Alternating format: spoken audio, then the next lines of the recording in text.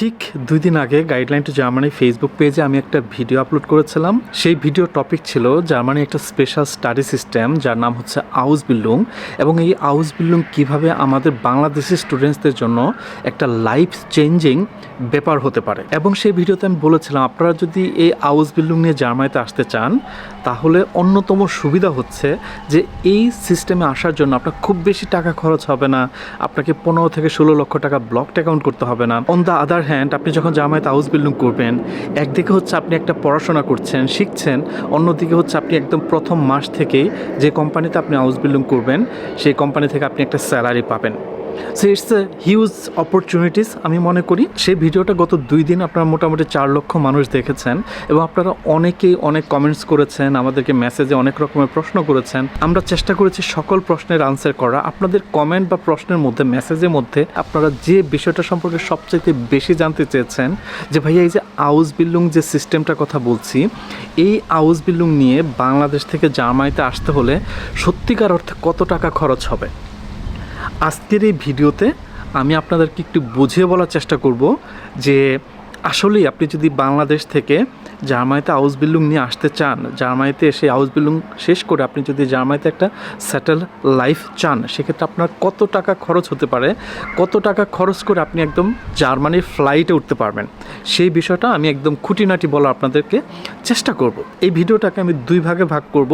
প্রথম কথা হচ্ছে যে আপনি কিভাবে জার্মানিতে আসতেছেন, নিজে নিজে চেষ্টা করা একটা জিনিস, আরেকটা হচ্ছে কোনো একটা প্রতিষ্ঠান থেকে মেন্টরশিপ নেওয়া।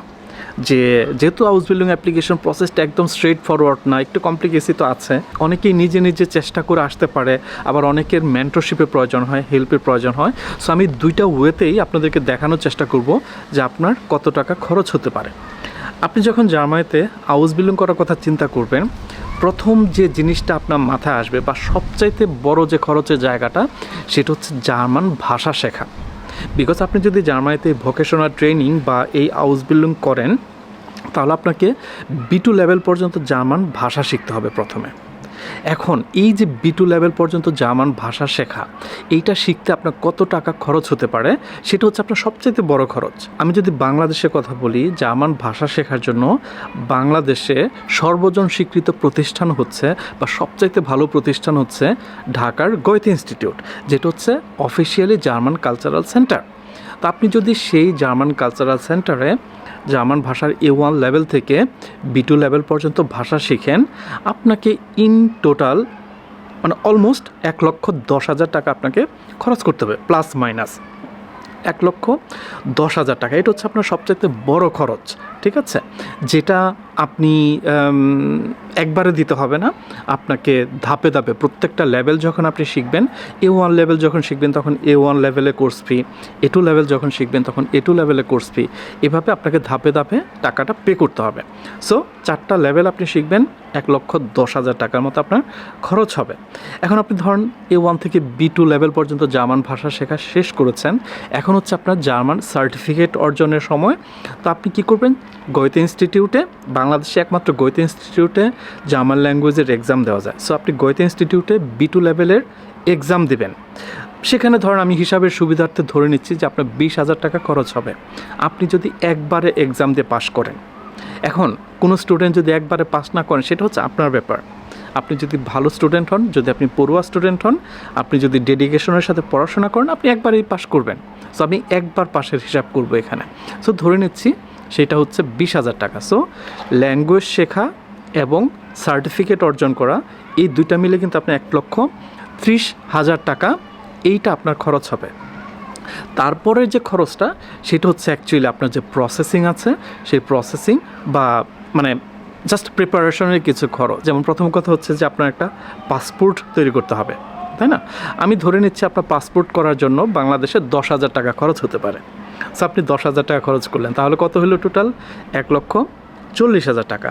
তারপর হচ্ছে আপনার কিছু ডকুমেন্টস, যেমন আপনার যে সার্টিফিকেটগুলো আছে, একাডেমিক সার্টিফিকেট, সেগুলোকে স্ক্যান করা, স্ক্যান করে প্রিন্ট করা, ট্রান্সলেট করা, এই কাজগুলো আপনাকে করতে হবে। হয়তো 5,000 টাকা খরচ হবে আপনার। আমি ধরে নিচ্ছি এই কাজগুলো করতে আপনার 10,000 টাকা খরচ হলো। তাহলে ইন টোটাল কত? আগের 1,40,000 আর হচ্ছে 10, 1,50,000 টাকা। আপনার লাগবে একটা কাভার লেটার, আপনার লাগবে সিভি, এগুলো করতে আপনার এক টাকাও খরচ হবে না, বিকজ এগুলো আপনি আপনার নিজে আপনার কম্পিউটারে করবেন। তারপরে যে খরচটা হতে পারে সেটা হচ্ছে যখন আপনি আউসবিল্ডিং পেয়ে গেলেন জার্মানিতে আউসবিল্ডিং পেয়ে যাওয়ার পর আপনি যখন ভিসার জন্য অ্যাপ্লিকেশন করবেন, তখন একটা ভিসা ফি আছে, যেটা হচ্ছে লাইক আপনার 75 ইউরো, বাট আমি ধরলাম 10,000 টাকা। সো সর্বমোট 1,60,000 টাকা। তারপরে যে খরচটা, আপনাকে একটা ট্রাভেল ইন্স্যুরেন্স করতে হবে। আমি এরকম ইন্স্যুরেন্স চিনি জার্মানিতে, যেখানে আপনি জাস্ট একটা 3,000 টাকা খরচ করে বা 5,000 টাকা খরচ করে আপনি একটা ট্রাভেল ইন্স্যুরেন্স করতে পারবেন, যেটার জন্য 5,000 টাকা। সো আপনি 1,50,000 বলেছিলাম বা 1,60,000 বলেছিলাম, তার সাথে আপনি 5 যোগ করেন, আমি ধরলাম যে 1,60,000 বলেছিলাম, সো তার সাথে 5 যোগ করেন 1,65,000 টাকা। তো এই হচ্ছে আপনার টোটাল খরচ।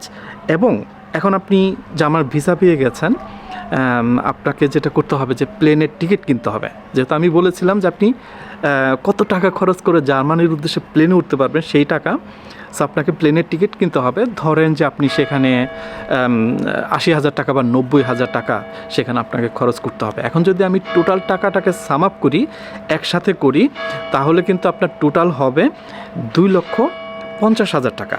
সো এখন আপনি জার্মান ভাষা শেখা থেকে শুরু করে প্রসেসিং এবং জার্মান ফ্লাইট কেনা, মানে আপনি যে প্লেনের টিকিট কিনবেন সেই টিকিট কেনা পর্যন্ত, আপনি জার্মানির ফ্লাইটে উঠতে আপনি যদি নিজে নিজে এটা প্রসেসিং করেন, তাহলে 2,50,000 টাকার মতো খরচ হতে পারে।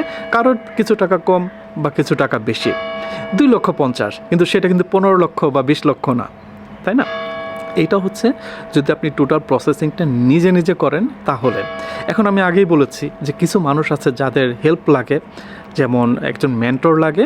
তো সেই মেন্টরশিপ কোথায় পাবেন? যেমন গাইডলাইন টু জার্মানি তার একটা আউসবিল্ডিং প্রিপারেটরি কোর্স অফার করে থাকে, যেই কোর্সের ভেতরে আপনি কিন্তু জার্মান ভাষার, যেটা আপনি গোয়েতে ইনস্টিটিউটে B2 পর্যন্ত জার্মান ভাষা শিখতেন, সেই B2 পর্যন্ত ল্যাঙ্গুয়েজ কিন্তু গাইডলাইন টু জার্মানি, এই যে তাদের প্রিপারেটরি কোর্স, সেই কোর্সের ভেতর আপনাকে শেখাবে। প্লাস হচ্ছে যে তারা আপনাকে মেন্টরশিপ দিবে। কেমন মেন্টরশিপ? আপনি যে হাউস বিল্ডিংয়ের প্রসেসিং করবেন, ডকুমেন্টস প্রিপেয়ার করবেন, হাউস বিল্ডিংয়ের জন্য অ্যাপ্লিকেশন করবেন, ইচ অ্যান্ড এভরিথিং তারা আপনাকে শেখাবে কিভাবে করবেন। আপনি যখন ভিসার জন্য অ্যাপ্লিকেশন করবেন, ইন্টারভিউয়ের জন্য প্রিপারেশন নেবেন, গাইডলাইন টু জার্মানি আপনাকে শেখাবে আপনি সেই কাজগুলো কিভাবে করবেন। এবং আপনি যখন নিজে এই কাজগুলো করবেন, তখন গাইডলাইন টু জার্মানি পেছন থেকে আপনাকে গাইড করবে। এখন আপনি যদি guideline two Germany preparatory course করে আসতে চান, তাহলে আপনি দেখবেন যে guideline two Germany preparatory course fee হচ্ছে 1,56,000 টাকা, যেখানে আবার B2 পর্যন্ত জার্মান ভাষা ইনক্লুডেড। তাহলে আপনি গোয়েতে ইনস্টিটিউটে আপনার B2 লেভেল পর্যন্ত জার্মান ভাষা শিখতে খরচ হতো আপনার 1,10,000 টাকা। সো আপনি যদি 1,56,000 থেকে 1,10,000 টাকা বাদ দেন, তাহলে 46,000 টাকা বেশি। সো আপনি যদি নিজে নিজে প্রসেস করে আসেন, তাহলে আপনার 2,50,000 টাকা খরচ হতো। আপনি যদি গাইডলাইন টু জার্মানি যে হাউস বিল্ডিং প্রিপারেটরি কোর্স আছে, এই কোর্স করে যদি আসেন, একজন মেন্টরের সহযোগিতা যদি নিয়ে আসেন আপনি, তাহলে আপনার আর 50,000 টাকা বেশি খরচ হবে, মানে হচ্ছে 3 লক্ষ টাকা খরচ হবে ইন টোটাল। তার মানে কি, আপনি মাত্র 50,000 টাকা এক্সট্রা খরচ করে আপনি গাইডলাইন টু জার্মানি মতো এরকম এক্সপিরিয়েন্সড একটা ইনস্টিটিউটের মেন্টরশিপ পাচ্ছেন, যে গাইডলাইন টু জার্মানির কোর্স করে, হাউস বিল্ডিং প্রিপারেটরি কোর্স করে এখন পর্যন্ত প্রচুর সংখ্যক স্টুডেন্ট জার্মানিতে এসেছে। তো আপনি তাদের মেন্টরশিপ পাচ্ছেন মাত্র 50,000 টাকা বেশি খরচ করে। সো আমি বলবো যে আপনি যদি টোটাল জার্নিটা দেখেন, তাহলে আপনি যদি নিজে নিজে প্রসেস করে আসেন, তাহলে আপনার প্রায় 2.5 লক্ষ টাকার মতো খরচ হতে পারে। যদি আপনি guideline two Germany house building preparatory course করে আসেন, তাহলে আপনার প্রায় 3 লক্ষ টাকার মতো খরচ হতে পারে।